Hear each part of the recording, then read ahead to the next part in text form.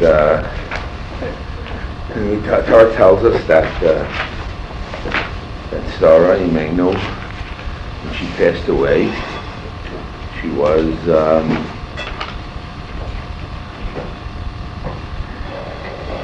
127 years of age. And they said that, why mention 127 years? Because she was 7 like 20 to beauty. So why should the Torah talk about the beauty of a woman in the Torah? When we know it says in Keheles, Sheka hachein behel hayofi, which means that beauty and chein is just emptiness, it's falseness. So why should the Torah stress to us that Sarah was beautiful like 20, she was 7 like 20? So the rabbis explain, I want you to hear it.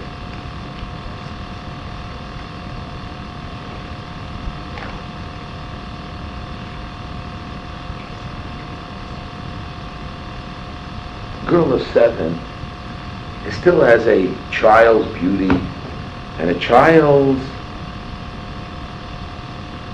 understanding that she has a certain simplicity that she doesn't get gava. She doesn't have gava.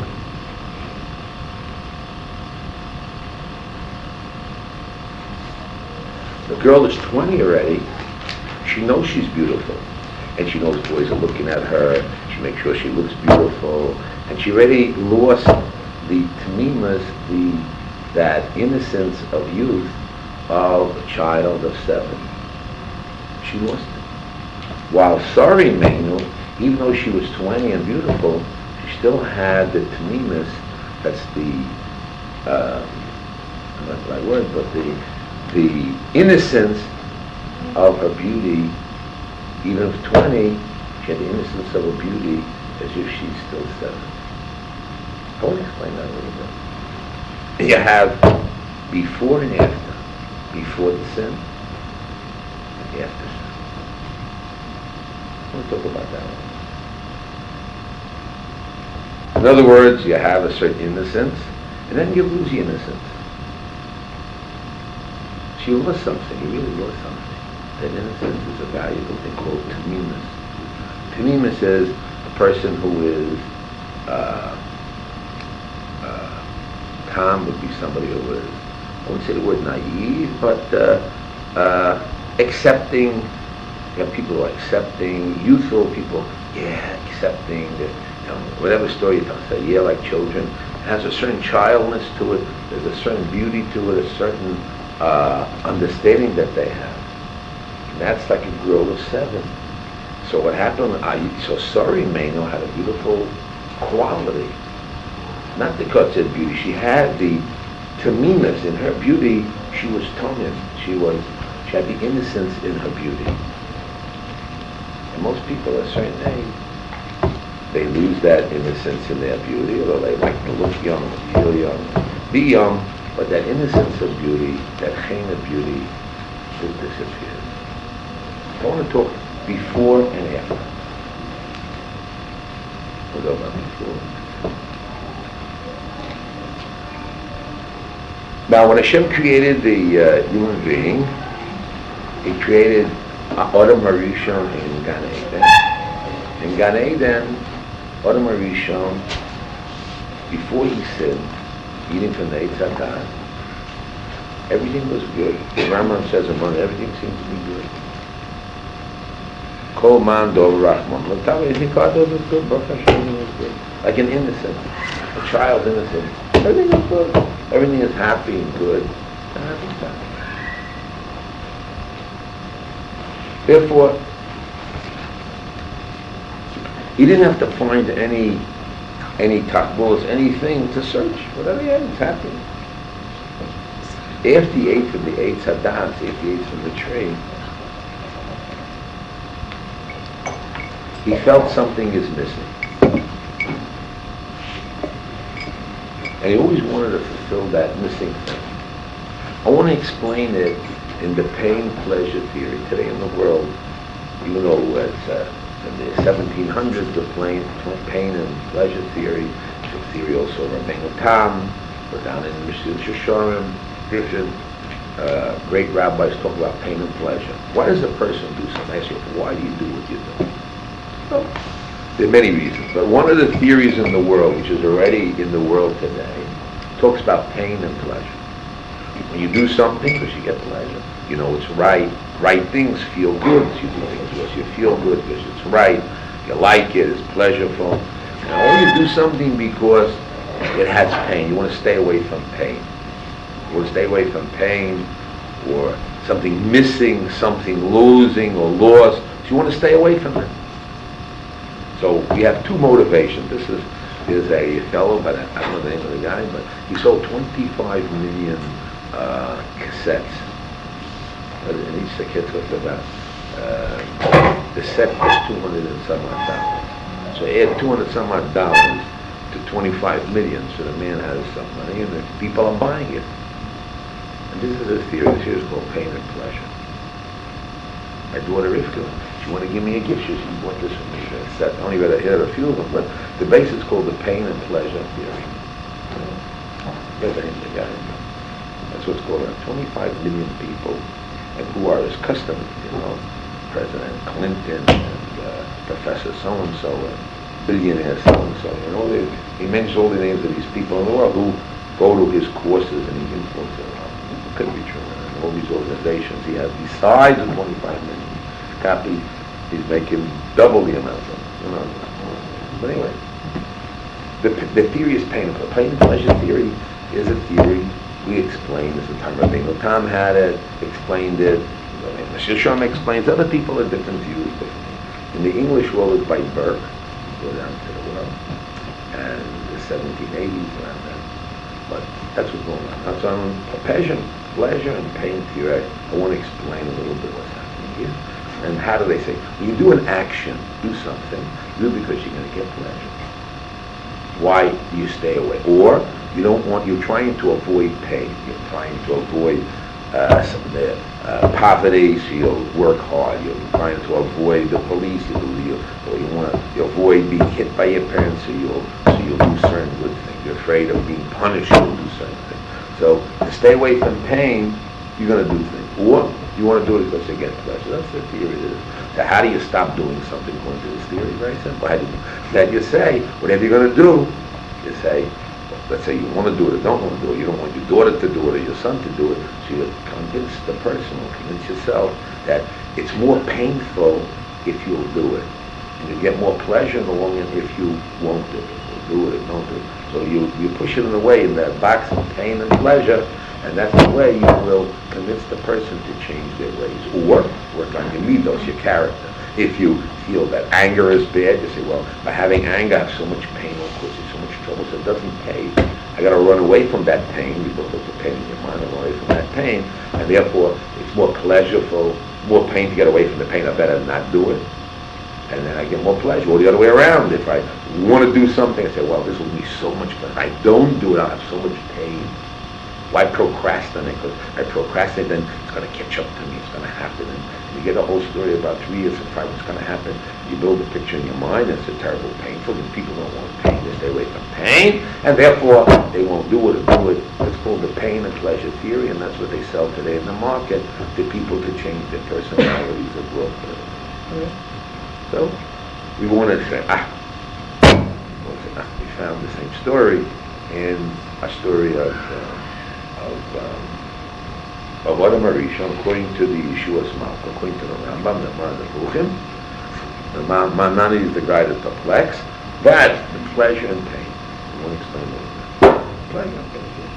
That before the sin, everything was good, pleasureful, everything with God is good, and therefore there's no really free choice. Because everything is Baruch Hashem okay. What's the problem? Baruch Hashem okay, Baruch Hashem this, Baruch Hashem that. Everything is good. We also have it today. Somebody dies, you say Baruch Dayan Emes, everything's okay. Baruch Hashem this, Baruch Hashem this, Baruch Hashem for the best. It's like, right? Baruch Hashem. Right? Now when he did the Aveira, he ate from the Eitz HaDa'at. So right away there's a chison, something missing. God made something missing. And then he created called bad, evil. In other words, something to stay away from. And that's no longer broken, something to stay away from, which is sin, or he's missing something. Therefore, he has to fulfill something that's missing, some lack that way. Therefore, to remove the lack, you got to do something. In order to remove the lack, you got to do something. You stop doing something. So therefore, Adam Rishon went down the stage, and he ate from the Eitz Hadas. And now he went down the lower stage, and he now has this Tov V'Ra. He has two things. So Hashem, in order to bring him back to the balance of Adam Rishon, back to the original state where he was, so God wanted to give man now a way to have free choice to do. So he got this new thing called Lisa. Death. Death doesn't mean death only. That means also death. That also means that an end. There's an end. Have a good feeling. You feel good. It finishes after 3 minutes, 5 minutes, half an hour, 2 hours. It's finished. You eat something. Good. You ate in the morning. Now you're hungry again for lunch. For supper. You had a good time today. And you're not a master of your own time, who you are. And you see the greatness of God in the world. His power, his might, his way. So right away you see you're humble and you're nothing. You feel you're nothing. You see, right? You become humble. And you know things are only temporal. So that brings you back to the idea that a man will then, I'll explain now one more step, you get God-fearingness. And that's the way you come back to do the mitzvahs, and that will bring you back to the level, I thank you, of back to Adam Rishon, to have a place of good. Let's talk about Kehalas a little bit. Kehalas says, the whole world is Hevel Hevel. The whole world is nothing. Everything you touch, anything you touch, any part of life you touch, if you look at it really, it's nothing. It's just there. It's fantasy. The Almighty created the world, who is built in Mugval, is unlimited. Create a limited world, and even the limited world is also like unlimited. The table has electrons. We think we have something in it, electrons, protons. It's moving around. So everything in it is, everything is all temporal. Nothing's existing. It's only a temporary position. And everything, any place you touch in the world, any part you do, even good deeds or mitzvahs, you have to say, what is it all anyway? So the only thing is, you see the greatness of God and nothing's yours and everything's temporal. You always have it. To the end you'll come to one stage. And that says in Kehalas, and that's only one position. Es Hashem Tira. You begin to fear God. You say, what am I doing? You see you're nothing. You're nobody, you're nothing. There's no such thing as something or somebody. You're nobody. Nothing means anything. It's all you. You got something in your eye? Yeah. Yeah, but you always say, rub the other eye.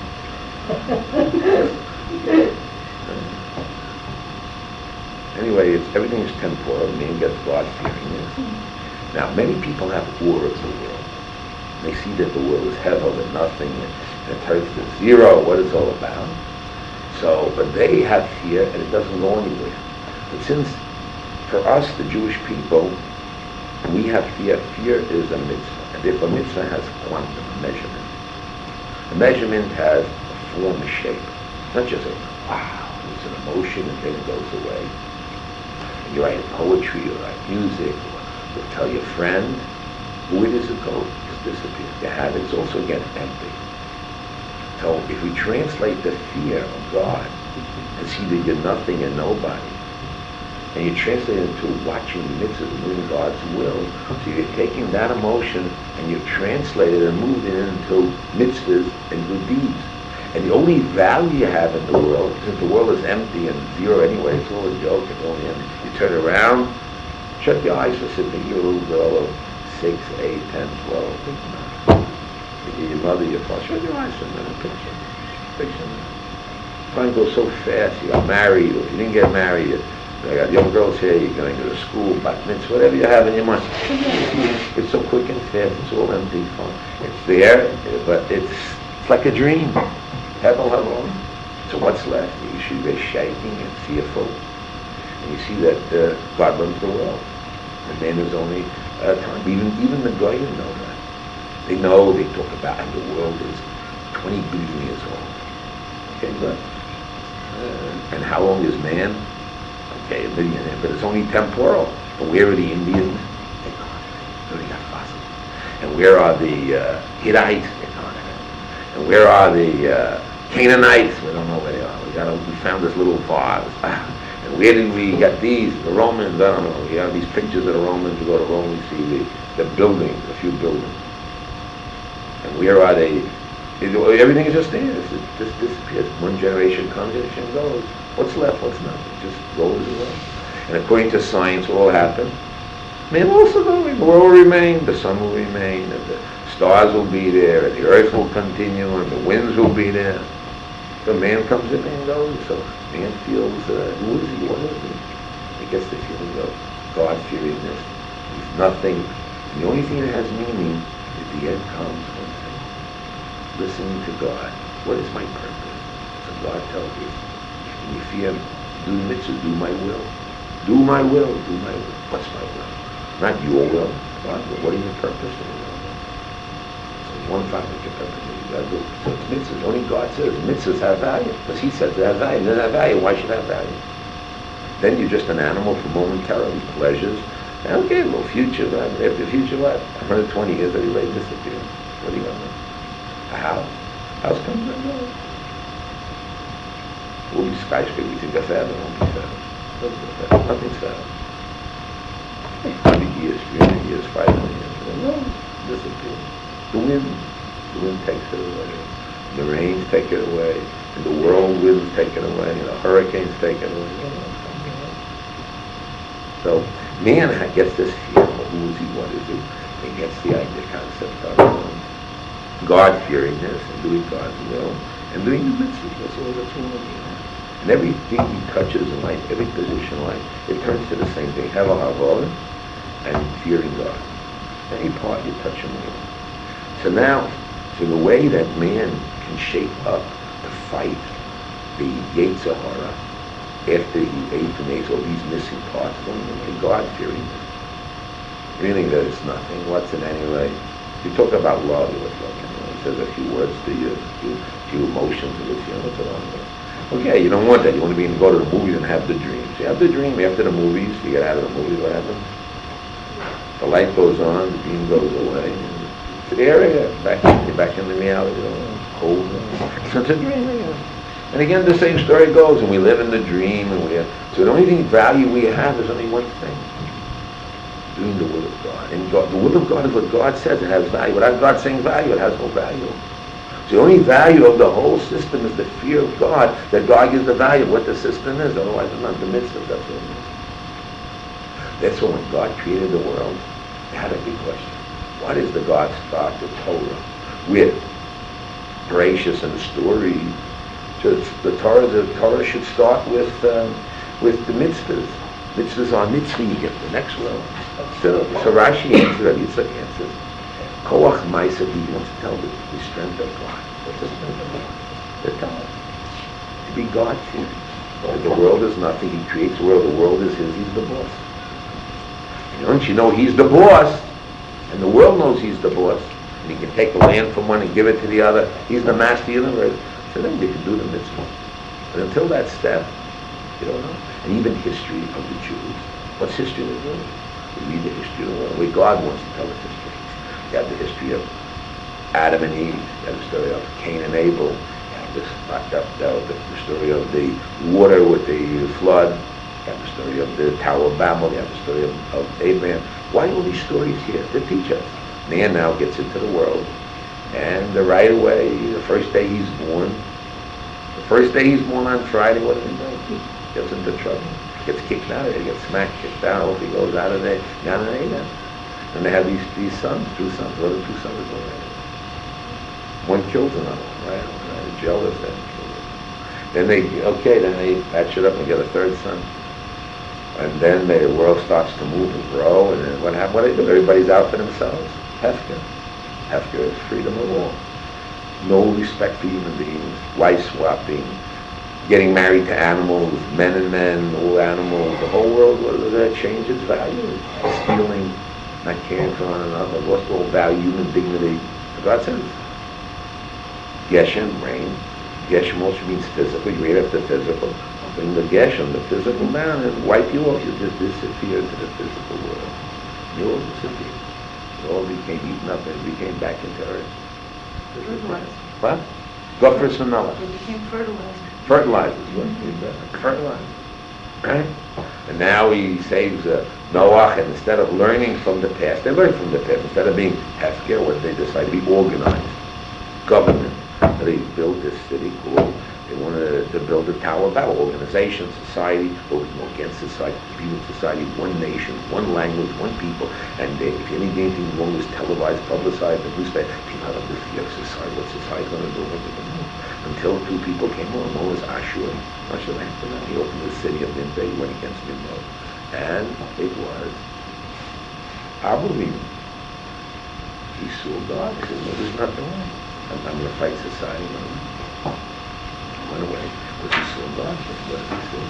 What did he do? That we come from Abraham. Before we come from Abraham, I want to explain that the system was that there was Adam Harishon Adam, and he was in one way, and he only was good, and then he did a sin, and then God gave him death, which is showing that the world has an end, the world is empty, it doesn't last, the temporal world disappears, and therefore, by seeing the God-fearingness and doing God's will bring you back to the level of Adam Harishon, around. But the Dor HaMabul didn't do that. They said, this is the world made for me. I want my pleasures, these are the pleasures. And then came the Dor HaFloga. And what do you want? God, after the Mabul, made a keshet. A keshet is a rainbow. And rainbow symbolizes free choice. Or half free choice. God took away some of man's free choice. Because otherwise man would destroy the world. He took away some of their free choice. If they can get together, they won't destroy the world. And then he took away more free choice from the Dor HaFloga. They made many languages. They had many people, many languages, independent individuals, like the Arabs. They're all different. So they don't. If they would unite together against the Jews, we're in trouble. They don't unite. Everybody's different. Each one has its own nation, so they can't unite together. Different languages. Because God doesn't want Jewish people to destroy. He makes many languages. He doesn't want the world to destroy itself. He took away that free choice. So the world had what it had. Now came along Avraham Avinu, and what did he do? He was in Yeshiva Shem Day. He was a big yeshiva there, learning Torah. Except there was one difference. Yeshiva Shem was learning for themselves. Because look, the world is bad. People don't change themselves. Leopards don't change their spots. Nobody's going to change their ways. Everybody is what they're going to be. So let me save myself and my friends. Everybody went to Yeshiva Shem Day and they learned for themselves. If God revealed himself to the world, he wants himself to be revealed. It means his name should be revealed. If I have to spread Hashem to the world. Not missionizing. An idea that he built a place he called Hashem. He showed the world how a religious person lives, to exemplify religion, ethics, morality, proper things. So he brought more Hashem to the world. And he went against the school of Shem Beret, and God said, that's the right thing.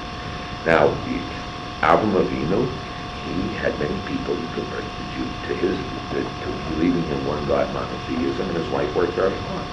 But he realized that, I want to hear this girl, that tshuva was just for them alone. But their children did not follow the parents. Avraham Avinu worked very hard in getting a lot of people to be religious, and Sarah worked very hard. What happened was, the children didn't follow him, only themselves. So Avraham said, I gotta have somebody who I can beat up and control. Because I want a child that I can dominate, control, beat up, guide them, give them education in the right way. Okay, so he prayed, and God gave him Ishmael and a Yitzchak. Not everybody, not all children, you guide and help and scream and holler, but not every child follows the way. He's lucky out of his children, a nice Yitzchak. And Yitzchak also had Esau and Yaakov. So you try and try. They so smarter than maybe Yaakov, but not so easy to educate the children. You have to have a blessing to educate the children. To have children is one thing. So you get the child and educate them, and nothing, you beat them and holler, and you have control, but at a certain point they tell you what they think or what they want, they do what you want. They have free choice, but still Abba worked hard, and only two after Yaakov, who had his 12 sons, that he was able to, they'll be sholem, they'll be able to build the Jewish nation. Even then there were problems, but yes, they had to go through Egypt, the hands of Egypt, slavery, to get out to be the nation, and in the desert we had all these problems until they came out, they were able to reach the high stage of accepting the Torah. When they got the Torah, Jewish people now changed. Before the Torah, Avinu, when he did the commandments, he did it from his own understanding. He did the mitzvah, and it was through his kidney. His Rambam says, Derech HaEmes, the Kav HaYosher, he figured out the right way, and he made these rules, which came out to be the same things as the Torah regulations and Torah mitzvah, except they weren't commanded by God, and they didn't have the stamp of Har Sinai. So Hashem had to give us, the Jewish people, the stamp of what happened in Har Sinai. Har Sinai, the Jewish people in Egypt. And Hashem took us out of Egypt. We were slaves there, and God said, okay, I'm going to give you the Torah. But you're going to be my slave. I'm going to take away, once you're a Jew, you can't throw it up. You may become you want to be a non-Jew, you want to preach it, but it won't help you. Once you're a Jew, you're stuck. I take away something of free choice. You're going to be a good Jew or a bad Jew. You got to make up your mind, a good Jew or a bad Jew. And you have to decide what you want. You don't have the free choice in this. You took away a lot of our free choice. Even it took away a lot of our free choice, and we have to decide what the Torah wants, what the God's Torah, what the Torah decides or doesn't decide. At that point, we still have to remember, we have to be the students of Abraham. What are the students of Abraham? Midot, the character of Abraham. You have to have the qualities of Abraham. Now why? Because the qualities of Abraham were those qualities that Abraham was able to build the Jewish nation and see the truth. It's very hard to see truth. Everybody wants to see truth. Bilam thought he's going to see the truth. He says he's the hand of God. But at the end, what happened? At the end, he did what he wanted. They followed his will. So we're now opening up the topic a little bit. And what happened over here. And we have pre-Sinai. That's Abraham and all the stories we have till we get to Sinai, Har Sinai. We have post-Sinai. We're living in post-Sinai, day after Sinai, Har Sinai. A lot of our free choices away. We have a Torah, we have the Shulchan Aruch, what to do and what not to do. We have our, and when Mashiach comes, what's going to happen? He takes away more our free choice. He's going to show more of God in the world, and there'll be less free choice. Everybody will recognize God. And there's only one way what to do but to do good. And when man only sees good, he doesn't have free choice. He won't get rewarded and punished. When does man get rewarded and punished? When he has free choice. So today we still have free choice, but a limited free choice after Sinai. And still we get rewarded and punished. When the Mashiach comes and everybody will recognize God, so everybody knows the right thing to do, so then everyone's going to do it. Like the angels who have fear of God and believe in God, so they don't get rewarded. It's only human beings who have the free choice there, bad or good, and they make the choice to do good, that they get rewarded and punishment. That's why in Har Sinai, the Jewish people, their souls became like, they got rid of all their physical being, and they became like angels, and they heard the words of God, the first two commandments. And the Jews said, hey, this is bad. But what about our free choice? What about our fear? We won't get reward and punishment. So they said to Moshe, listen, you better tell us the rest. You won't let us become human beings back again and have our free choice, and we'll get reward and punishment. That's what God knew. They didn't want to take the position of an angel or lose their free choice, only do the right thing. They wanted to have the ability also to do the wrong thing and make the choice of the right thing. Most people choose the wrong. That's why it's better not to be 50 and what people say. Majority of people, most people. Talk about Jews. Everyone has the chelik in the next world, most people. It's better not to be born to do. And if you're born, then work all you can to be the one that will. Not everybody. So, Har Sinai, Hashem gave us this. It's our job to reach the heights of a position where our free will, we decide, we realize the world is empty, and we just have on our own. The main thing is to fear God, and to do His mitzvah, and do His command. And that's the only value there's in life. There's no other value. Everything is temporal and becomes. Okay? I used to have a friend of mine, a professor at the university. He's Hevel Havolim. His name is Assis. He was a Syrian guy who ran over the borders from Syria to Israel. He's a professor. He said, Hevel Havolim, give me a little Hevel. Okay, I want a little Hevel. Give me a little Hevel. Hevel Havolim, I don't want, at least a little Hevel. And but we don't say that. We say we want to do the right thing. Because to do the right thing, there are certain rules, regulations of how to live life. But in order to do that, still, we have to be the students of Abraham. The students of Abraham means midos. If you have those midos, you'll be able to get rid of the person will do wrong, and then only do the good. So the question is, how do you become a student of Amnon? So we'll read the Mishnah. Let me see. What does it say? What time is it, by the way? Okay, you got that. I want to get the Mishnah and Pirkei Avos. Maybe we'll get a